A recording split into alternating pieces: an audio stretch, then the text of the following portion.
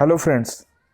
जो आर्टिकल आज हम एनालाइज करने जा रहे हैं वो हिंदू अगस्त 6 को पब्लिश हुआ है और टाइटल है आर्टिकल का the urban migrant and the ritual tug of home.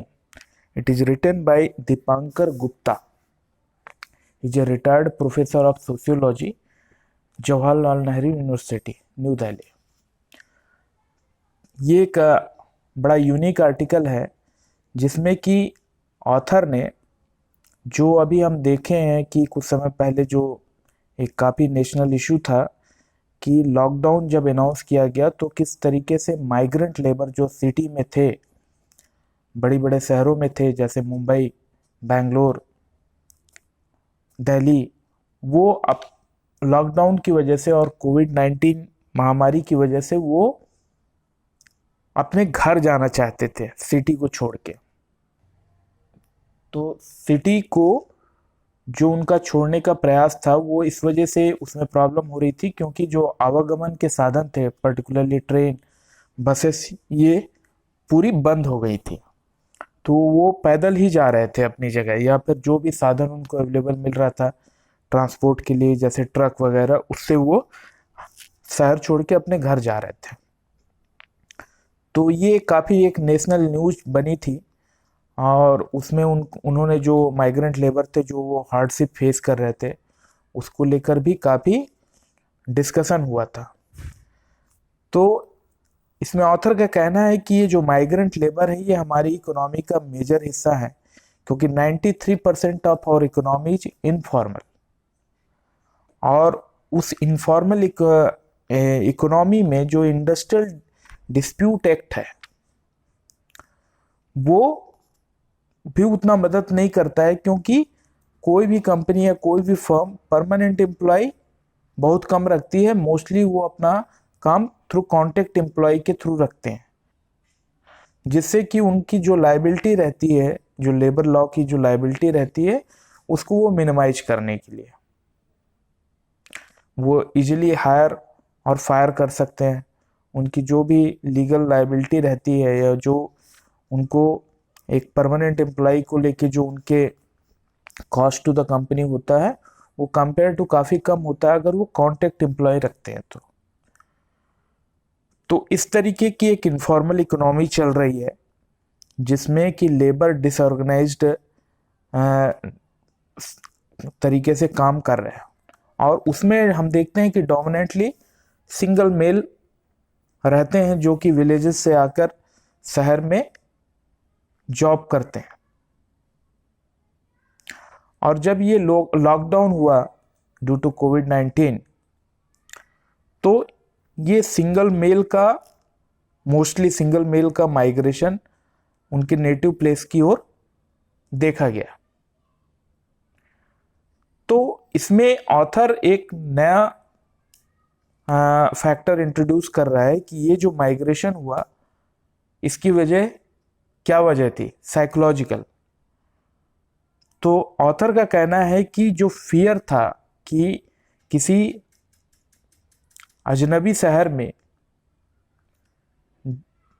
Dying death का, that too alone without support of their family, ये एक जो फैक्टर था जो माइग्रेंट लेबर जो पर्टिकुलरली सिंगल मेल कि उनके दिमाग में एक ये डर था कि वो एक अजनबी शहर में जहाँ वो पैसा कमाने के लिए आए हैं, इस कोविड-19 की वजह से उनकी डेथ ना हो जाए और उस डेथ के समय उनके पास में कोई उनका फैमिली मेंबर भी नहीं रहेगा।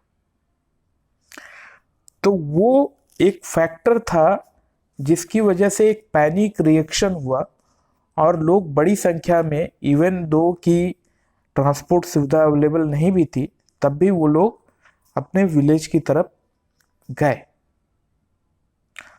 और ये सिमिलर सिचुएशन पास्ट में भी हुई है, जैसा कि 60s में एक र्यूमर स्प्रेड हुआ था सूरत में कि सैटेलाइट गिरने वाला है आसमान से, और उसको उस सैटेलाइट के गिरने से नीचे शहर में काफ़ी डिस्ट्रक्शन होने की चांसेस है और काफ़ी जान माल की हानि होने की संभावना है, ऐसा र्यूमर हो रहा था। उस र्यूमर की वजह से भी सूरत शहर में, उस र्यूमर की वजह से भी काफ़ी लोग जो माइग्रेंट लेबर वहाँ पर थे, डर के अपनी भाग गए अपने अपने गांव में। और अभी रिसेंटली एक केस था जो प्लेग का, वो प्लेग महामारी होने की के डर से जब again in the city of Surat only लोगों का पलायन, रिवर्स पलायन देखा गया। तो इन बोथ द कंडीशन, जब वो सैटेलाइट गिरने वाली संभावना और एक प्लेग महामारी की संभावना में हम देखते हैं कि एक फियर था डेथ का, और जो लोनली माइग्रेंट थे, सिंगल मेल वहाँ पर थे मोस्टली, वो लोगों ने अपने विलेज की ओर, अपने नेटिव प्लेस की ओर रुख किया। लेकिन वो सिचुएशन हमने डीमोनेटाइजेशन में नहीं देखी, क्योंकि डीमोनेटाइजेशन जो कि एक इकोनॉमिक मेजर था, उसे जान का खतरा नहीं था। तो इस तरीके से लोगों का एक पैनिक रिएक्शन नहीं हुआ कि डिमोनेटाइजेशन हो गया है, इकोनॉमिकली उनको रोजगार में दिक्कत हो रही है, इकोनॉमिक लॉसेस हो रहे हैं। वो सारी चीज़ें हुई, जैसा कि अभी भी कोविड-19 सिचुएशन की वजह से हो रहा है कि लॉकडाउन की वजह से इकोनॉमिक ग्रोथ का, इकोनॉमिक एक्टिविटी का ग्राफ काफ़ी नीचे चला गया है। लेकिन इसके साथ में एक फियर है डेथ का। तो ये एक पैनिक रिएक्शन हमने देखा कि हुआ। और सेम चीज़ पहले के इंसिडेंट में, जब सैटेलाइट गिरने के रूमर की वजह से या प्लेग के रूमर की वजह से भी इसी तरीके का रिएक्शन था। लेकिन डिमोनेटाइजेशन में एक रिवर्स जो पलायन है, ये हमने नहीं देखा, क्योंकि वहाँ पर जो कंसर्न था मोस्टली इकोनॉमिक कंसर्न था। लोगों की जान जाने का डर उसमें नहीं था। तो हम देखते हैं कि fear of dying, that too alone, was one of the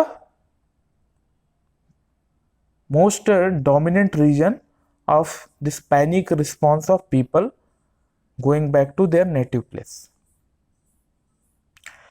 तो इस फियर को अगर हम समझें तो हर रिलीजियस प्रथा में एक डेथ की एक रिचुअल होती है, चाहे वो मुस्लिम्स हों चाहे वो हिंदू हों, कि कोई भी जब आदमी किसी की भी डेथ होती है तो उसके जो नियर एंड डियर, उसकी फैमिली, इमीडिएट फैमिली मेंबर्स, जो एक डेथ में एक रिचुअल्स वो करते हैं, उसका काफ़ी सिग्निफिकेंस है किसी भी पर्सन के लिए, चाहे वो किसी भी इकोनॉमिक या सोसाइटी के किसी भी स्ट्रेटा से बिलोंग करता हो।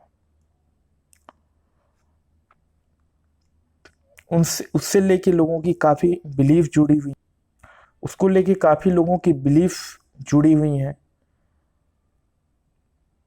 पिंडदान का, या किस तरीके से आफ्टर डेथ क्या उनके साथ में होगा। वो कई सारी मान्यताएं हैं लोगों की, और उनके कई प्रोटोकॉल या कई तरीके के रिचुअल्स होते हैं जो कि उनकी कम्युनिटी के इमीडिएट फैमिली मेंबर्स, वो कम्युनिटी के लोग ही उसको अच्छी तरीके से समझ सकते हैं। इसलिए वो रिचुअल्स उन्हीं के द्वारा संभव है। इसलिए कोई भी व्यक्ति जो कि बाहर किसी अननोन शहर में रह रहा है और उसकी लाइफ एंड डेथ की सिचुएशन है, तो अगर सपोज उसको डेथ का फियर है, तो वो ऐसी जगह में जाकर रहना चाहेगा जहाँ पर उसे एक इमोशनल सपोर्ट या उसे एक एश्योरेंस हो कि उसके डेथ के बाद जो उसके रिचुअल्स होंगे वो प्रॉपर तरीके से किए जाएंगे। तो ये एक फैक्टर था जो लोगों को वापस उनके अपनी नेटिव प्लेस की तरफ ले गया।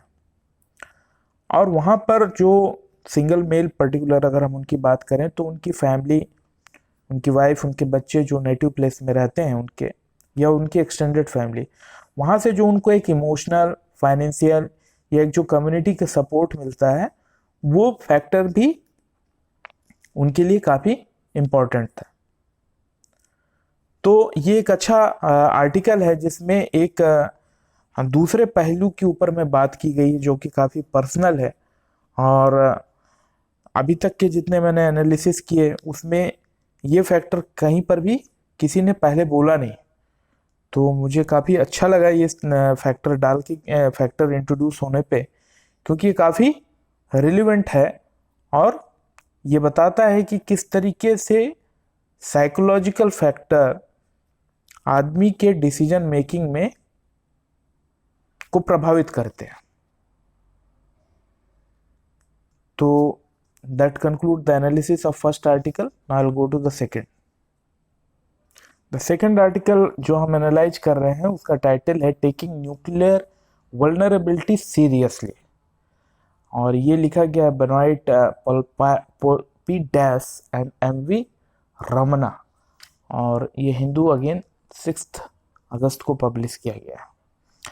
तो इस आर्टिकल में ऑथर्स ने न्यूक्लियर डिटरेंस को एनालाइज किया है कि किस तरीके से जो आफ्टर जो जापान में सेकेंड वर्ल्ड वॉर में जो हिरोशिमा और नागासाकी में जो न्यूक्लियर बम यूज करने के बाद अभी तक इतने सारे जो वॉर हुए किसी में भी न्यूक्लियर बम का यूज नहीं किया गया, और एक तरीके से एक जो न्यूक्लियर डिटरेंस है, अगर हम शीत युद्ध की बात करें और भी जो इंडिया पाकिस्तान की भी बात करें, या अभी जो एक इवॉल्विंग सिचुएशन है यूएस और चाइना के बीच में, या अगर हम नॉर्थ कोरिया को लेके देखें, तो एक न्यूक्लियर कैपेबिलिटी की वजह से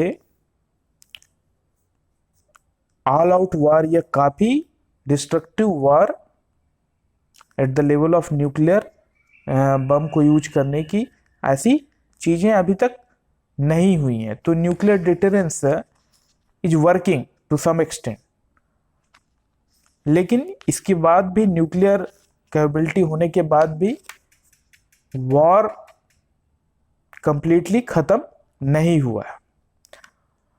तो न्यूक्लियर डिटरेंस के सेंटर में क्या है? तो उसके सेंटर में एक कॉन्सेप्ट है जिसे हम मैड भी कहते हैं।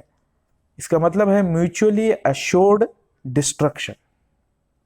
मतलब अगर कोई दो पार्टी हैं और दोनों न्यूक्लियर वेपन्स दोनों के पास में हैं, तो एक स्टेलमेट की सिचुएशन बन जाती है, क्योंकि अगर suppose if A attacks to B, then A will have a doubt कि B will also attack it through using the same means nuclear bomb. If A attacks B using nuclear bomb, then B will also attack A. तो इन दोनों condition में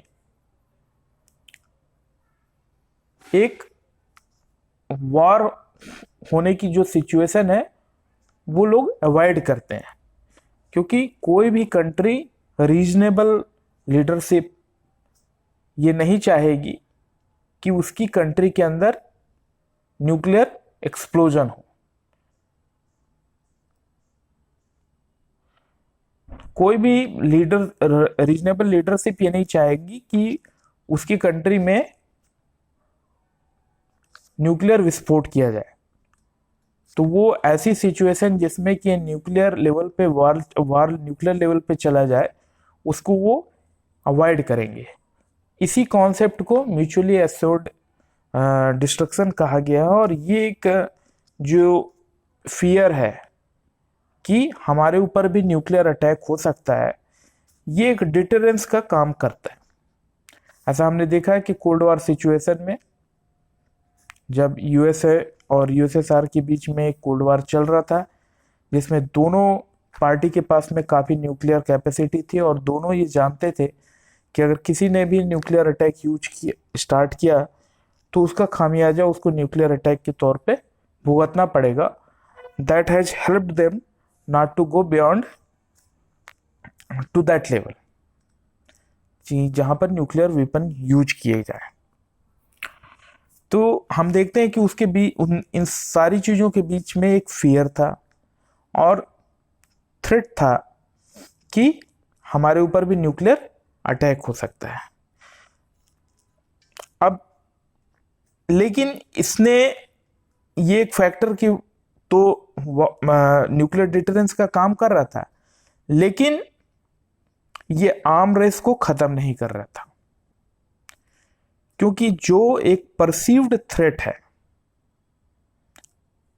suppose ए जो B से threat perceive करता है और जो बी ए से थ्रेट परसीव करता है, उसका कोई अपर लिमिट नहीं है। It can go on like this. तो एक ऐसा है कि इसका कोई अपर लिमिट नहीं होने की वजह से ये एक रिएक्शन प्रोसेस है जो कि कीप ऑन इवॉल्विंग होता है। जो आप परसेप्शन वर्स्ट केस सिनेरियो आप परसीव करते हो उसके हिसाब से, तो वो एक आर्म रेस को जनरेट करता है, क्योंकि आप दूसरे की कैपेबिलिटी को मेजर करोगे, उसके हिसाब से आप काउंटर एक्शन लोगे, and that again become a stimulant for another party to start something more. तो ये लूप में एक चीज़ें आ जाती हैं जो कि नेवर एंडिंग प्रोसेस है, और उसी की वजह से करीब 1,26,000 न्यूक्लियर वेपन्स डिफरेंट कंट्रीज ने बना लिए, और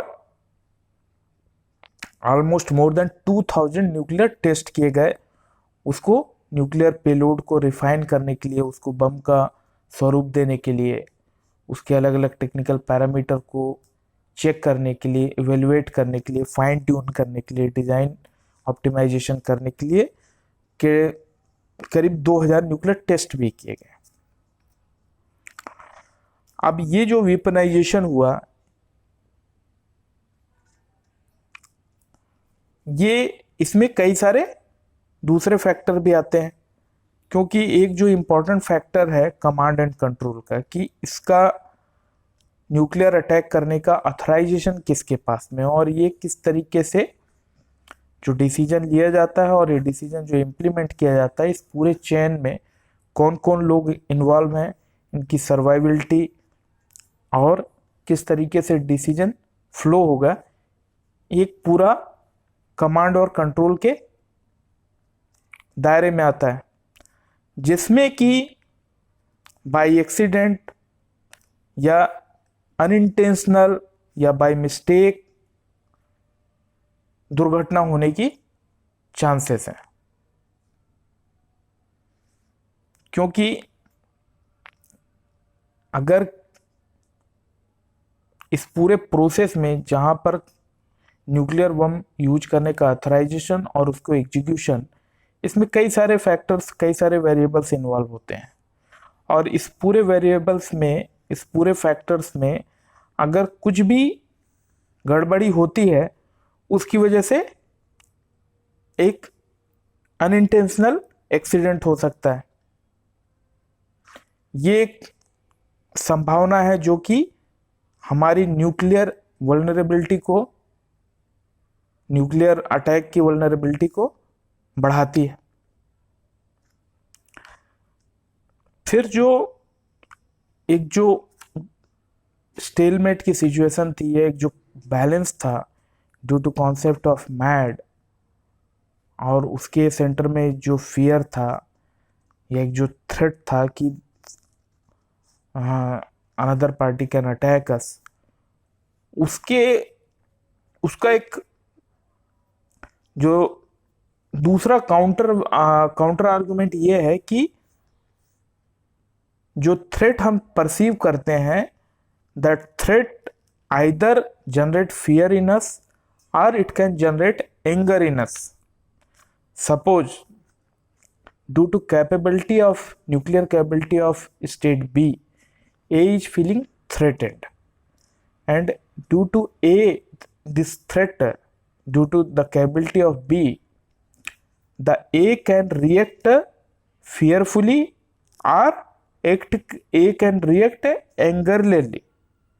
So if ए एंग्री के हिसाब से रिएक्ट करता है, देन आल्सो हमारी न्यूक्लियर वल्नरेबिलिटी बढ़ती है, क्योंकि ये then this model of MAD will not work, because this model of MAD will work when you perceive threat and you become fearful.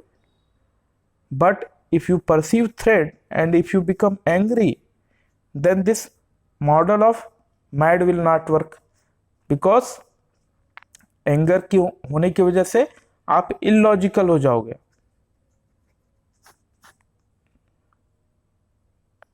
और आप अगर इलॉजिकल हो जाओगे तो ये जो कॉन्सेप्ट है मैड का, ये एक जो थ्रेट है या एक जो लॉजिकल डिसीजन लेने की क्षमता है, वो आपकी ख़त्म हो जाएगी।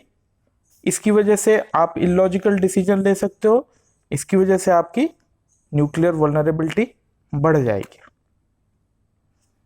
तो हम यहाँ पर हम देखते हैं कि इस आर्टिकल में ऑथर ने अभी तक जो न्यूक्लियर डिटरेंस थ्रू मैड, जो कॉन्सेप्ट ऑफ मैड जो अभी तक होल्ड कर रहा है, वो फ्यूचर में भी होल्ड करेगा कि नहीं करेगा, इसको लेके डाउट किया है।